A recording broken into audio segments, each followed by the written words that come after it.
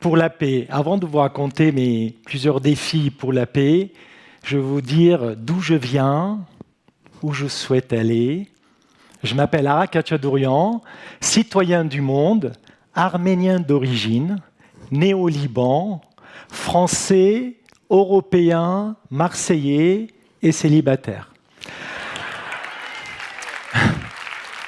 Je suis membre actif, je suis très engagé, je suis membre actif et parrain de TCAP 21, Trisomie 21, où j'accompagne des jeunes qui sont porteurs de trisomie à faire des activités sportives, et aussi ambassadeur d'une ONG au Liban, qui est le Resto du Cœur du Liban, où je relevais un de mes défis pour eux, j'ai récolté des fonds. Je suis né, mes grands-parents sont nés en Turquie, chassés en 1915, ils sont arrivés en Syrie, chassés de la Syrie, ils sont arrivés au Liban. Je suis né en 1964, j'ai 2 fois 30 ans, et la vie a commencé. Une enfance très compliquée, d'un père alcoolique, d'un mère dépressif. À l'âge de 6 ans, je commence le scoutisme, ça m'a apporté énormément le scoutisme. Et quand j'avais 9 ans, la guerre a commencé au Liban. Alors je commence à décrocher à l'école, ça allait pas très fort, on allait à la montagne, on avait une petite maison, je faisais des petits boulots, j'avais pas le droit d'argent de poche. Avant ça, j'ai oublié de vous dire que quand ma mère, pendant l'accouchement, elle est allée à l'hôpital pour accoucher, le médecin lui dit « Attendez, mais il y a une deuxième ». Mais comment ça, une deuxième? Il n'y avait pas l'échographie. J'ai un frère jumeau. Je suis né 1 kg 450 grammes. Pour vous dire que mes poumons, ils étaient comme des cerises. Et j'ai resté 1 mois et demi dans une couveuse pour développer mes poumons et que je sois là aujourd'hui. Alors, ma grand-mère, elle était là. Ma mère, elle était en pleurs. Mon père, il m'a dit, plus tard, que j'étais un accident. Et j'allais souvent chez ma grand-mère, une femme extraordinaire, et c'était pas évident. Alors, je faisais des petits boulots et pour avoir argent de poche. Et ma grand-mère, elle m'avait appris à économiser. Elle m'a dit, si tu mets de l'argent de côté, je double la mise. Alors, si tu mets 100 €, je mets 100 €. C'était génial. Alors, je faisais des petits boulots et à 15 ans, je rentre dans un atelier de joaillerie pour faire le café à mon patron, balayer, etc. Et chaque fois que je le regarde faire, il me dit « Va me faire un café ». Je me suis dit « Mais comment je vais faire pour apprendre le métier ?» Alors je vais à l'école, le directeur a dit à ma mère « Vaut mieux que ce garçon apprenne un métier, ça fait 3 fois qu'il redouble ». Je quitte l'école et je rentre dans le métier de la joaillerie. Alors je commence à apprendre, à regarder, etc. J'ai 19 ans, la guerre continue au Liban. Mes parents m'ont dit « Va chez ton oncle à Marseille, vois un peu si tu peux faire quelque chose ». J'arrive à Marseille, je ne parle pas un mot de français. À l'école, j'ai appris l'arménien, l'arabe, la langue du pays, et l'anglais. Et avec l'économie que ma grand-mère elle m'avait appris, j'ai acheté mon billet d'avion. J'arrive à Marseille, 100 € en poche, la chance d'avoir un métier dans les mains. On dit que quand on a un métier dans la main, on a de l'or dans les mains. Je trouve du travail, je commence à travailler. Au bout de quelques mois, je loue un appartement et je commence à vivre seul. La fin du mois, je reçois mon salaire. Le mois d'après, bien sûr, le matin, je me lève, j'achète 2 croissants. À midi, une sandwich avec un soda. Et le soir, je mangeais. À la fin du mois, plus d'argent. Je me suis dit, je suis en train de tourner en rond. Il faut que j'économise. Alors, au lieu de manger 2 croissants, je commence à manger un seul. À midi, une sandwich sans le soda. Et le soir, olives et du fromage. Et je commence à économiser, mettre de l'argent de côté, parce que j'avais fait une promesse à ma grand-mère d'ouvrir mon propre magasin le plus tôt possible. Et prouver, bien sûr, à mon père que je n'étais pas un cancre, que j'étais capable. Alors, je commence à économiser, j'achète un peu de matériel, j'installe dans mon appartement, je change d'appartement, etc. Je dis à mon patron, tu peux me donner du travail, je peux travailler chez moi, je peux faire des heures sup. Il commence à me donner. Je me lève à 5 heures chez moi, je travaille jusqu'à 9 heures, de 9 heures à 19 heures chez mon patron, et de 19 heures jusqu'à 2 heures du matin chez moi. Et là, je commence à doubler mon salaire, tripler mon salaire, et ça allait très fort. J'ai 24 ans, j'ouvre ma boutique, et là, encore plus fort, pour ne pas perdre mon temps dans la circulation, j'achète l'appartement au-dessus de la boutique, où je rénove le week-end, et comme ça, quand je me lève à 4h50 exactement, je suis à 5 heures déjà au travail. Alors, je commence à travailler, je rencontre une jolie fille, on se marie. J'ai dit, qu'est-ce que tu as envie de faire? Elle m'a dit, j'ai envie d'avoir une parfumerie. Moi, je ne comprends rien de la parfumerie. J'ai dit, si tu veux, on ouvre notre bijouterie. J'ouvre notre bijouterie. On ne s'entend pas, on se sépare au bout de 3 ans. Une autre jolie cliente, elle entre à la boutique. On sort ensemble. Elle tombe enceinte. On a eu un beau garçon qui s'appelle Alex. Il a 27 ans aujourd'hui. Et je travaillais 16 heures par jour, 7 jours sur 7. Là, c'était difficile pour elle aussi. Enfin, d'autres petits problèmes. On se sépare, j'ai 40 ans. Parallèlement, j'entame une psychanalyse, parce que je doutais tellement de moi, et que ça ne marchait pas, bien sûr, à chaque fois que je rencontrais quelqu'un, son amour, enfin, je ne comprenais pas comment on peut aimer, comment on peut m'aimer. Alors, du coup, j'avais du mal, enfin. Et cette séparation, ça m'a bouleversé. Alors, j'ai entamé une psychanalyse, et parallèlement, mon ami d'enfance m'appelle pour me dire « Viens, je prépare le marathon du Liban ». Alors, je prends mes baskets, je pars au Liban, je commence à m'entraîner avec lui, je rencontre une jolie fille. Elle me dit « Tu viens courir le marathon avec moi ?» Je n'ai pas pu dire non. Je reviens à Marseille, je m'entraîne pendant 2 mois, et je pars courir mon premier marathon à l'âge de 40 ans au Liban. Retour à Marseille, comme j'étais dans un club de course à pied, les copains, viens, on va faire un marathon de Marrakech, marathon de Barcelone, etc. On commence à faire un peu de marathon de partout. Là, je me levais 3 fois par semaine pour travailler, et 3 fois par semaine, je me levais à 5 heures pour aller m'entraîner. 1 heure de footing, 1 heure de natation, 1 heure de vélo, et je retournais travailler après. Et ça a commencé comme ça. Une autre passion, ma passion qui était la bijouterie, la joaillerie, et une autre passion qui est née, le sport extrême, etc. Alors bon, je commence à faire des marathons, ultramarathons, et un autre copain, il me dit, viens, on va faire le Diagonale des Fous à La Réunion. Comme mon fils, il vivait à La Réunion aussi avec sa maman, j'ai dit, tiens, un pierre deux coups, je veux bien faire le Diagonale des Fous. Si vous ne savez pas ce que c'est le Diagonale des Fous, c'est une des courses les plus dures au monde, 2500 participants, moitié qui ne terminent pas.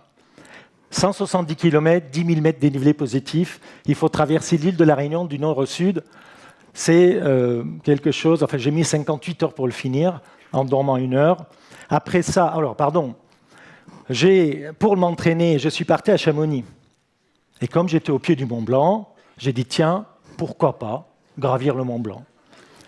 Alors, je fais un stage, je ne savais pas comment l'alpinisme commençait, tout ça. Je fais un stage de 3 jours et je gravis avec beaucoup, beaucoup de difficultés. J'arrive au sommet à 6h30 du matin, lever du soleil, extraordinaire.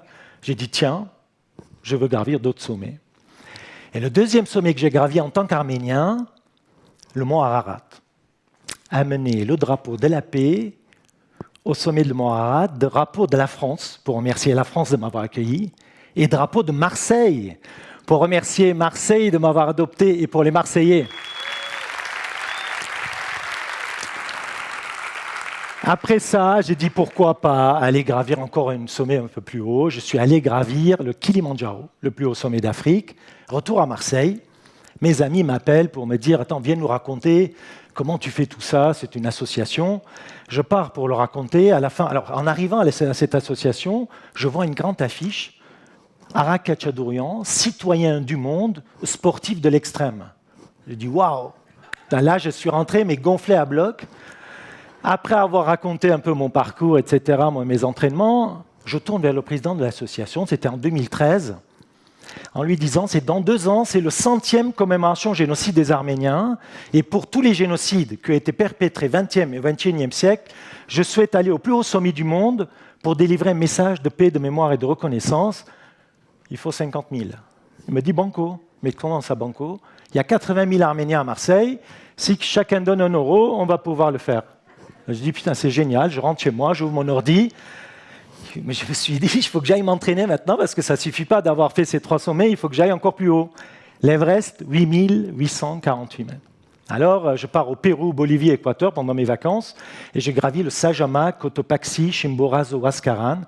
C'est le plus haut sommet, 6 000, 6 300, 6 500 et 6 700 mètres d'altitude.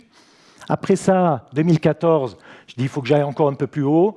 Je pars gravir le pic Lénine en Kyrgyzstan, 7 124 mètres. Et 2015, je pars pour l'Everest. Malheureusement, camp de base, 5 200 mètres d'altitude, tremblement de terre. Parmi la population, 23 000 morts. Les alpinistes, 20 morts, 60 blessés, moi je faillis mourir. Et je reviens à Marseille, première page de la Provence, le rescapé de l'Everest, des journalistes qui m'attendent à l'aéroport. J'annonce que impérativement, je veux retourner pour porter le drapeau de la France, de Marseille et le drapeau de la paix au sommet. En 2016, je suis reparti. Après 46 jours d'ascension, j'atteins le sommet à 8h30 du matin et j'ai posé tous les drapeaux.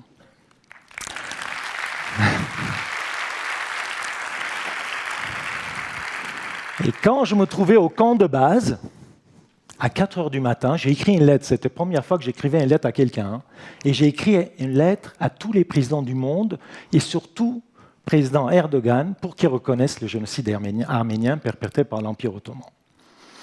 Et en retour, alors j'ai perdu les bouts de mes orteils. J'ai entendu 1 an pour que ça se guérisse, caisson hyperbare, oxygène pur, etc. Et une fois que ça allait, je fais faire des semelles pour que je puisse courir. Et j'ai dit à mes copains, j'ai une lettre à remettre au président Erdogan et je veux partir en courant. De Marseille à Erevan, Marseille, Monaco, Italie, Slovénie, Croatie, Serbie, Bulgarie, Grèce, Turquie, Géorgie, Arménie.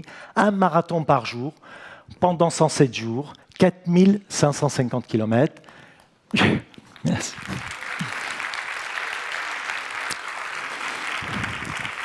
À mon retour, je me dis, qu'est-ce que je peux faire pour le Liban? Marseille, ville de mon adoption jusqu'à capitale de mes origines. Marseille, ville de mon adoption jusqu'à capitale de ma naissance. Non seulement pour la paix, à la fois humanitaire, récolter des fonds pour cette ONG au Liban qui s'appelle Achafi Wafa, le Restaurant du Cœur du Liban. Alors, j'ai essayé le kayak. J'ai dit, je vais aller en mer. J'essaye le kayak, ça ne me convient pas. J'essaye l'aviron. C'était un peu particulier, marche arrière, mais c'est très bien parce qu'on pousse avec les jambes, et avec le corps et avec les bras à la fin. C'était pas mal. Et le Covid arrive. Entre-temps, je me dis, bon, je vais inventer une nouvelle forme de bateau, etc., catamaran, pour faire le même geste et partir vers l'avant. Ça n'a pas marché. Avant de partir 2 mois avant, ça se casse. Heureusement, quelque part, parce que c'était un prototype. Du coup, j'appelle les fournisseurs d'aviron, j'appelle le premier, il me dit 8 000 €, j'ai dit d'accord, je raccroche, j'appelle une deuxième. J'ai dit, il me faut un bateau, je veux ramer pour la paix. Il m'a dit d'accord, j'adore ton idée, viens chercher le bateau. Je vais chercher le bateau, et moi j'avais oublié comment on faisait, du coup, je le mets à SPTT Aviron, je commence à ramer tous les jours, 2 fois par jour, 3 fois par jour, jusqu'à que je reprends l'habitude. Et là, je pars 88 jours, 4000 km à la rame. Là, tous les jours, je pleurais. Quelle idée de con! Mais alors, je faisais, comme je ne me suis pas bien préparé, je faisais maximum 20 km une fois que j'avais fait, et j'avais promis de faire 40 km par jour, comme quand j'ai couru. 1 marathon par jour, mais sur l'eau cette fois-ci.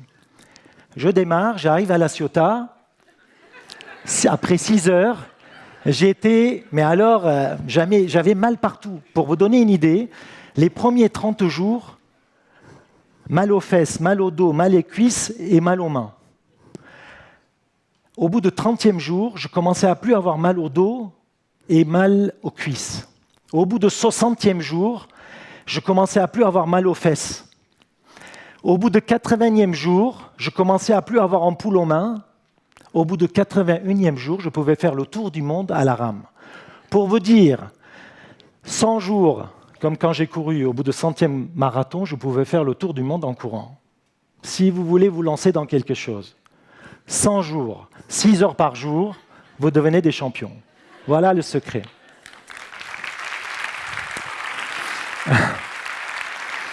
Alors, les copains, on est en train de manger, ils me disent « Alors, quel est ton prochain défi ?» Non, ils ne m'ont pas dit ça, ils m'ont dit « Arrête de faire tous ces défis, il y a de plus en plus de guerres dans le monde. » J'ai dit « C'est vrai, alors je vais m'arrêter. » Il m'a dit « Comment ça, tu veux t'arrêter ?» J'ai dit « Je vais arrêter en gainage. Je vais me mettre sur les coudes et sur les pointes des pieds. Le 21 septembre, journée internationale de la paix. Comme ça, peut-être les guerres s'arrêteront, puisque tout ce que je fais, c'est en mouvement. Si je m'arrête, peut-être les guerres s'arrêtent. » Alors, il m'a dit « Non, mais tu nous as fait rêver avec l'Everest, avec la course, avec la rame. » Et là, gainé, écoutez, j'ai dit « Comme ça ne vous fait pas rêver, eh ben, je vais la faire. » Du coup, je me suis préparé entre 4 heures et 8 heures d'entraînement par jour pendant 1 an pour réaliser. Alors bon, je n'ai pas pu tenir 24 heures, j'ai pu tenir 12 heures, 5 minutes et 2 secondes en gainage actif, dynamique. Voilà pour le 4e défi. Alors, tout ça pour vous dire que la journée est faite 24 heures pour tout le monde. Alors, une fois que vous avez dormi 8 heures, une fois, admettons, vous êtes allé à l'école, au lycée, au collège, au travail pendant 8 heures. Il vous reste encore 8 heures. 3 heures par jour, 7 jours sur 7, 365 jours par an. Vous faites quelque chose, vous devenez très bon. Si vous le faites 6 heures par jour, vous devenez des champions. De ne pas essayer, c'est sûr de ne pas réussir. Essayer, c'est peut-être réussir. Et vous, qu'est-ce que vous allez faire pour la paix ? Merci.